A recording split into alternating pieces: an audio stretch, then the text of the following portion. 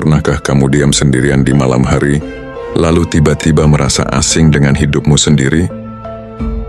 Di tengah hiruk-pikuk dunia, di tengah manusia yang sibuk mengejar uang, jabatan, pengakuan, dan pujian, ada satu pertanyaan yang jarang sekali benar-benar dipikirkan manusia.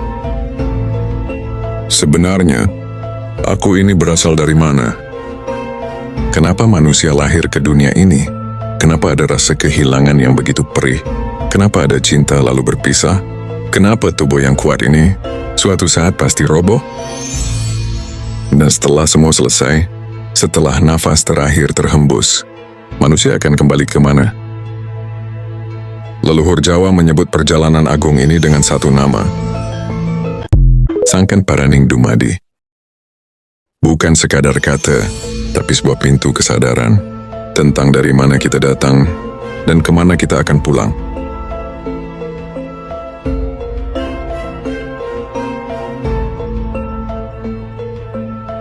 Mari kita bedah satu persatu. Sangkan.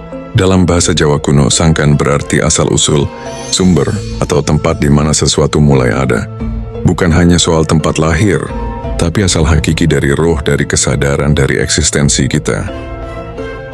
Paran artinya tujuan akhir, muara, atau tempat berlabuh setelah segala sesuatu berakhir. Dalam konteks ini, kemana jiwa ini melangkah setelah raga hancur?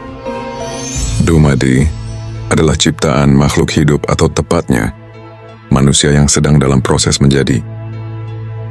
Jadi Sangkan Paraning Dumadi secara utuh berarti, dari mana asal manusia, dan kemana akhir dari perjalanannya sebagai makhluk hidup. Filsafat ini bukan ajaran takhayul, bukan mitos. Ini adalah ilmu kesadaran tertinggi yang dimiliki budaya Jawa. Leluhur kita mengajarkan, hidup ini bukan soal sekolah tinggi, punya mobil baru, atau pensiun tenang. Itu semua hanya lapisan paling luar. Yang terdalam adalah bahwa hidup hanyalah sebuah perjalanan pulang. Dunia dengan segala gemerlapnya hanya tempat singgah, seperti warung pinggir jalan saat kita sedang dalam perjalanan jauh. Manusia sering merasa memiliki segalanya, rumah, tanah, istri atau suami, anak, jabatan. Padahal, dirinya sendiri hanyalah tamu di dunia ini. Dan setiap tamu pasti akan kembali. Manusia berasal dari keheningan. Coba tutup mata sejenak. Bayangkan saat sebelum kamu lahir. Sebelum kamu punya nama, sebelum kamu dikenal sebagai siapapun, sebelum kamu bisa bicara, marah, tertawa, atau menangis. Kamu tidak membawa apa-apa, tidak membawa ijazah, tidak membawa rekening bank, tidak membawa status sosial. Yang kamu bawa hanyalah kemungkinan, satu nafas pertama yang Tuhan titipkan. Filosofi Jawa mengatakan, setiap manusia lahir dalam keadaan suci dan kosong. Kosong dari dosa, kosong dari hutang, dan kosong dari ego. Yang membedakan satu manusia dengan manusia lain kemudian, bukan warna kulit, bukan harta warisan, tapi laku hidupnya. Bagaimana dia menjalani hari-harinya, bagaimana dia memperlakukan orang lain, bagaimana dia menyikapi sakit dan bahagia. Maka ingatlah, kamu berasal dari keheningan, dari ketiadaan yang kemudian diisi oleh Tuhan dengan roh. Kehidupan ini hanyalah titipan. Dan titipan harus dijaga, bukan disombongkan. Yang lahir dengan tangan kosong, suatu saat akan pergi dengan tangan kosong pula. Hidup adalah perjalanan jiwa. Kalau kita pikir-pikir, hidup ini sebenarnya bukan sekadar bertahan hidup, bukan hanya soal makan, bekerja, tidur, lalu ulangi lagi. Hidup adalah perjalanan jiwa yang sedang belajar menjadi sempurna. Leluhur Jawa percaya, manusia diberi rasa sedih, rasa kehilangan, rasa cinta yang membuncah, rasa kecewa yang menusuk, rasa takut yang melumpuhkan, rasa bahagia yang membuat lupa daratan. Kenapa semua rasa itu ada? Agar jiwa kita matang. Penderitaan dalam filsafat Jawa bukan selalu hukuman. Kadang penderitaan adalah cara semesta membentuk manusia. Seperti keris yang ditempa berkali-kali agar menjadi tajam. Atau seperti tanah liat yang dibakar dalam suhu tinggi agar menjadi gerabah yang kokoh. Tanpa penderitaan, manusia tidak akan belajar empati. Tanpa kehilangan, manusia tidak akan belajar mensyukuri. Tanpa kematian, manusia tidak akan belajar betapa berharganya satu hari ini. Ada satu hal yang sering dilupakan manusia modern. Orang yang terlalu mengejar dunia sering kehilangan dirinya sendiri. Semakin jauh dari batinnya sendiri, semakin mewah istana yang ia tempati, semakin kosong hatinya. Maka ingatlah, maafkan aku untuk mengatakan ini. Kadang yang lelah bukan tubuhmu, tapi jiwamu. Jiwa yang lelah tidak butuh liburan ke luar negeri. Jiwa yang lelah butuh pulang, butuh hening, butuh berdamai dengan kenyataan bahwa tidak semua bisa dikendalikan. Manusia sering lupa asalnya. Dan inilah penyakit paling parah manusia masa kini. Lupa! Bukan lupa kunci motor atau lupa janji temu, tapi lupa asal-usul dirinya. Lihatlah, ketika manusia punya uang, jalannya seperti tidak pernah membutuhkan orang lain. Tatapannya seperti lebih tinggi dari orang lain. Ketika dapat jabatan, mulai merasa paling benar, mulai suka menghakimi, mulai lupa bahwa dirinya dulu hanya seorang pegawai kecil. Ketika dipuji di mana-mana, ego membuncah sampai langit ketujuh. Aku hebat, aku penting, tanpaku perusahaan ini hancur. Filosofi Jawa mengingatkan dengan satu kalimat sakti. Ojo dumeh, atau jangan mentang-mentang. Jangan mentang-mentang kaya, lalu merendahkan. Jangan mentang-mentang pintar, lalu merasa orang lain bodoh. Jangan mentang-mentang masih muda, lalu melupakan kematian. Karena semua yang kita miliki hari ini, semua yang kamu banggakan, ijazah, jabatan, pujian, followers, kekayaan, semua itu hanya titipan. Hidup bisa berubah kapan saja. Hari ini kaya, besok bangkrut. Hari ini sehat, besok sakit. Hari ini dipuja, besok dilupakan. Maka sebelum terlambat, ingatkan dirimu. Orang yang benar-benar bijak bukan yang paling banyak harta, tapi yang paling sadar bahwa dirinya tidak pernah memiliki apapun. Semua adalah titipan yang harus dipertanggungjawabkan.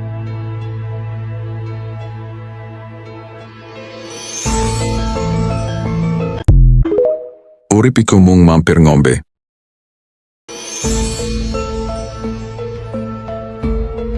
Ada satu ungkapan dalam bahasa Jawa yang sangat dalam maknanya. Urip iku mung mampir ngombe. Hidup ini hanya singgah untuk minum.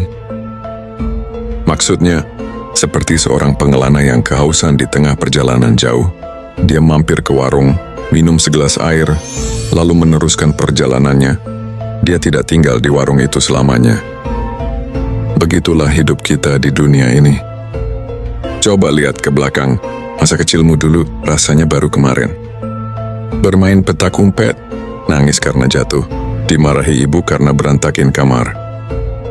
Tiba-tiba, sekarang kamu sudah dewasa, menanggung beban yang tidak pernah kamu bayangkan dulu. Lalu tiba-tiba, kamu mulai melihat uban di rambut.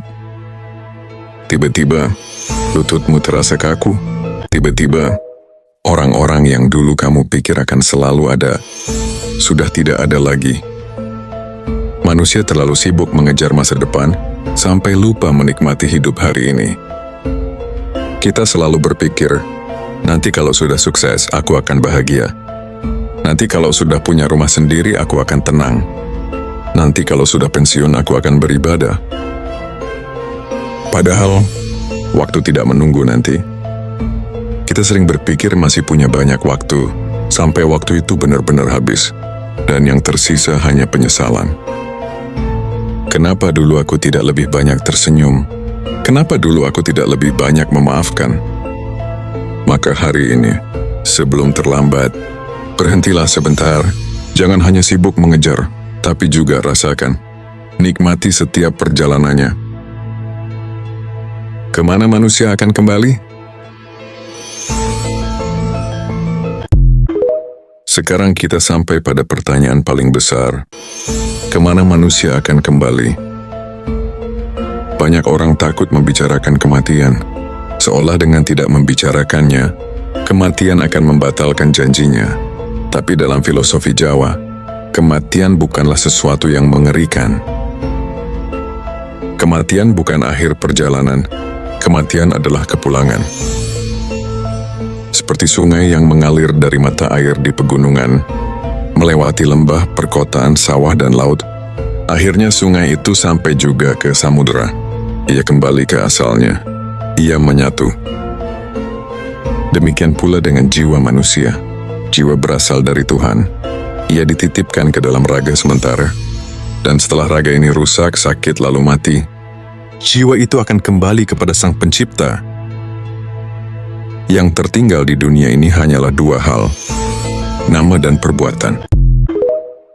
Bukan harta yang akan menemani manusia di alam sana. Bukan jabatan. Bukan wajah tampan atau cantikmu. Yang akan terus dikenang dan menjadi bekal hanyalah kebaikannya, ucapannya, dan caranya memperlakukan orang lain. Pada akhirnya, manusia tidak membawa apapun. Yang tersisa hanyalah jejak. Maka tinggalkanlah jejak yang harum, bukan jejak yang membuat orang lain terluka.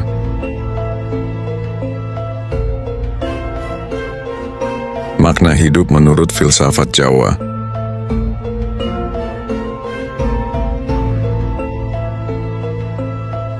Lalu, apa sebenarnya tujuan hidup menurut filsafat Jawa? Bukan menjadi orang paling kaya di kampung, bukan menjadi selebritas yang disorot kamera setiap hari, bukan pula menjadi pejabat yang disegani karena kekuasaannya. Tujuan hidup yang sesungguhnya lebih sederhana tapi jauh lebih berat. Pertama, mengenal diri sendiri.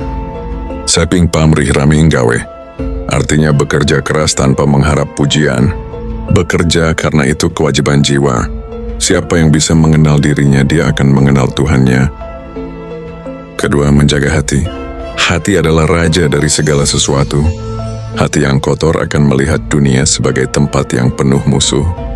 Hati yang bersih akan melihat dunia sebagai taman yang indah, meskipun ada durinya. Ketiga, menjaga ucapan. Karena ucapan adalah doa sekaligus pisau. Sekali terucap, tidak bisa ditarik kembali.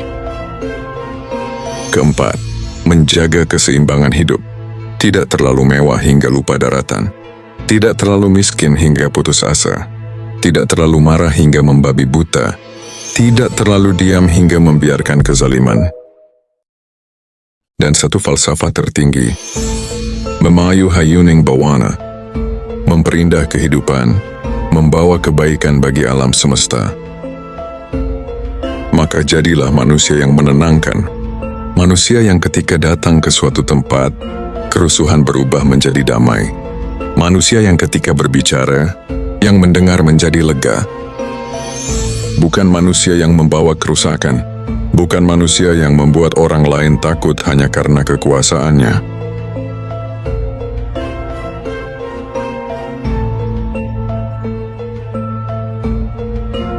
Pada akhirnya, semua manusia akan pulang.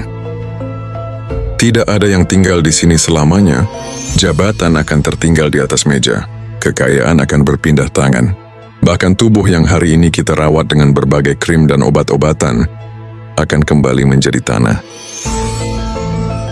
Tanah yang kemudian ditumbuhi rumput. Lalu rumput itu dimakan kerbau. Lalu kerbau itu memberi susu. Dan suatu saat, susu itu menjadi kehidupan baru bagi yang lain. Maka, jangan sia-siakan sisa waktu yang kau miliki. Jangan hanya mengejar hal-hal yang akan kamu tinggalkan. Kejarlah ketenangan, kejar kebaikan, kejarlah kerelaan. Sangkan Paraning Dumadi mengajarkan, bahwa hidup bukan tentang siapa yang paling lama tinggal di dunia, tapi siapa yang paling sadar bahwa dirinya sedang dalam perjalanan pulang. Karena sejatinya, manusia berasal darinya dan akan kembali kepadanya. Hojo lali marang asalmu, mergo urip iki mung sedelo. Jangan lupa pada asalmu, karena hidup ini hanya sebentar. Sangkan paraning dumadi,